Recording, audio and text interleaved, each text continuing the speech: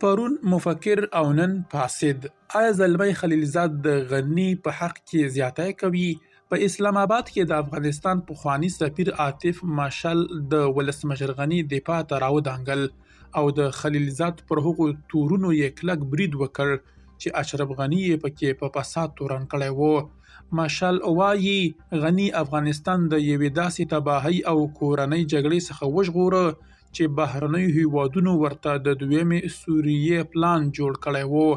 آیا اشرف غني په رښتیا هم د خپل وجدان له مخې د هیواد د بقا لپاره قرباني ورکړه؟ په دې ویډیو کې د عاطف ماشال هغه خبرې واورئ چې د سیاستوالو پټې لوبې افشا کوي. درنو لیدونکو ستړي مشئ. عاطف ماشال په خپلو تازه څرګندونو کې ویلي چې پر اشرف غني د فساد تورونه ناسم او یو ستر ظلم دی. هغه په ډاګه کړه چې په تیرو 4 لسیزو کې فساد افغانستان ته د بهرنیو لاسوهنو او تحفو په توګه راغلی دی. مشال په ځانګړي ډول پر هغو سفارتونو نیوکه وکړه چې د په وینا د افغانستان په سیاسي او ټولنیز ژوند کې یې د مهندسۍ لپاره له سیاسي فساد څخه کار اخیستی.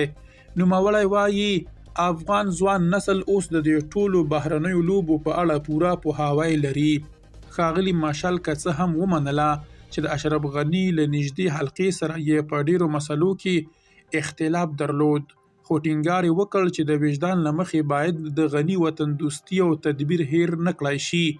د هغه په وینا ولسمشر غني د یوې داسې طرحې په پلي کولو سره چې هدف یې د داخلي جګړو مخنیوی و د افغانستان د لا بې ثباتۍ مخه ونیوله.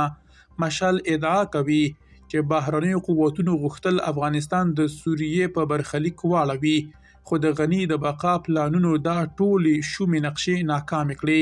عاطف ماشال په پای کې یو مهم پیغام ورکړ: موږ به له خپلو مشرانو ګیلې لرو، خو د نورو په روایت به پریکړه نه کوو.